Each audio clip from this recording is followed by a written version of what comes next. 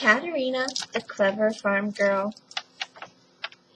A Tale from Italy retold by Julianne Peterson. Pictures by Enzo Giannani.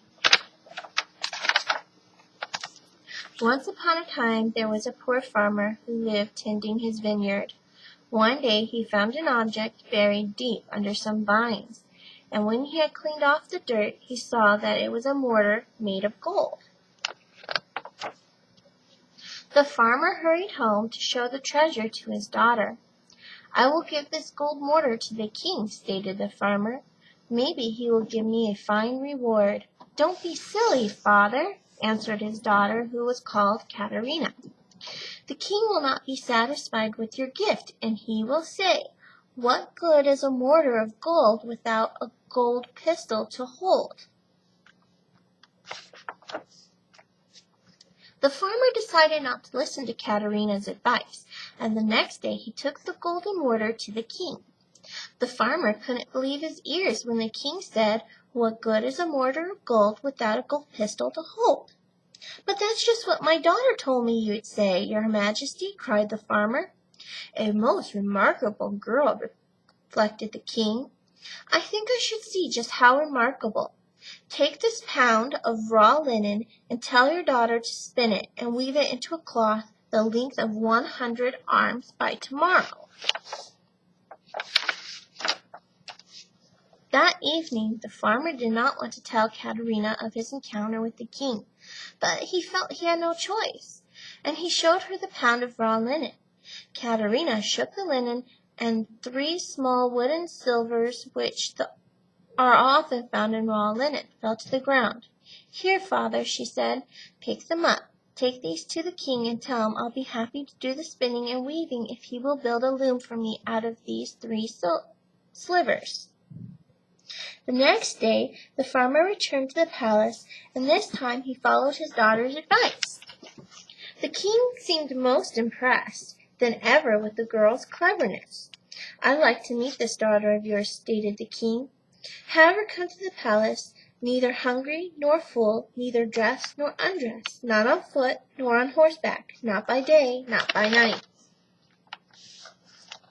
The farmer returned home and nearly cried as he told his daughter of the king's order. "Don't worry, father, just find me a fish net," she said. Before dawn the next day Caterina rose and ate only 1 egg. She dressed in the fish net, with her hair half combed, half not. She sat on a goat with 1 foot on its back and the other on the ground, and at the dawn hour between night and day Caterina arrived at the palace. "What a wonder you are, Caterina," said the king after a witty conversation in the royal throne room. "Will you marry me?" "I will if my father consents, your majesty," answered Caterina. But Caterina's father had some doubts. "Be careful, my child, for he is a willful man and he is king. I will keep your room here ever ready should you wish to return home." So Caterina and the king were married, and everyone celebrated at the gala wedding feast. Now, one of the king's important duties was to settle disputes for his subjects. The new queen sat beside her husband and often disagreed with his decisions. This annoyed the king, and he forbade her to appear in court again. One day the king was asked to judge a disagreement between 2 farmers. "Your majesty," began Farmer Antonio, "I came to town to sell my cow at the fair. The stables were full, so I asked this farmer if I could tie her to his cart for the night. This morning I returned to find she had given birth to a calf, but Farmer Bruno claims the calf is his." "That's right, your majesty," cried Farmer Bruno. "It was my cart, so it's my calf." The king scratched his head and said, "Right, the calf belongs to the farmer with the cart, and we'll hear no more."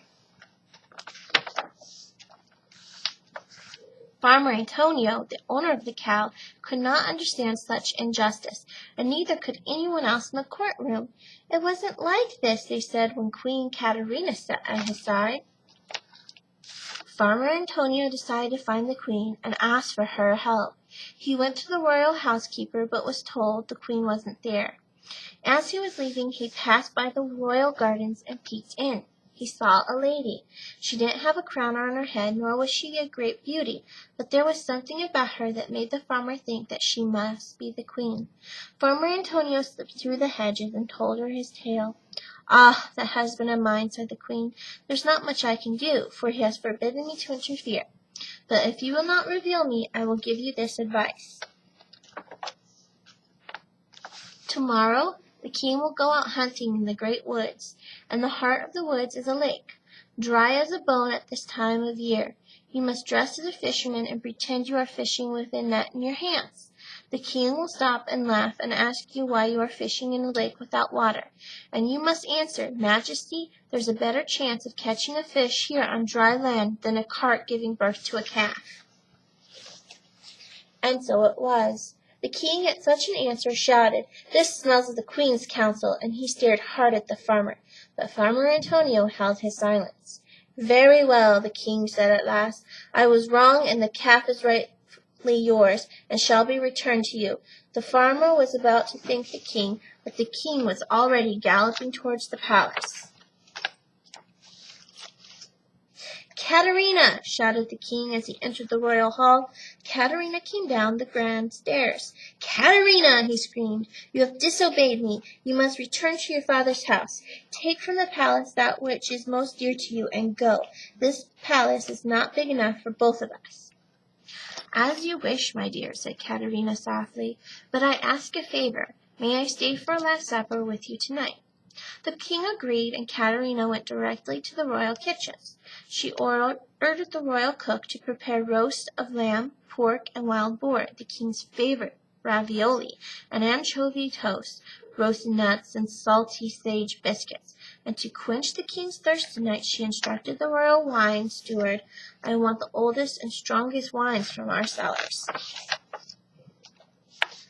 The supper was magnificent, and salty as the queen had ordered, and after consuming much food and wine, the king fell sound asleep in his royal dining chair. "Pick him up, chair and all, and follow me," whispered the queen to the servants. And off they went to the house of Caterina's father. "Deposit him here," said Caterina, pointing to her old bed, and returned to the palace. Then Caterina fell asleep beside her husband.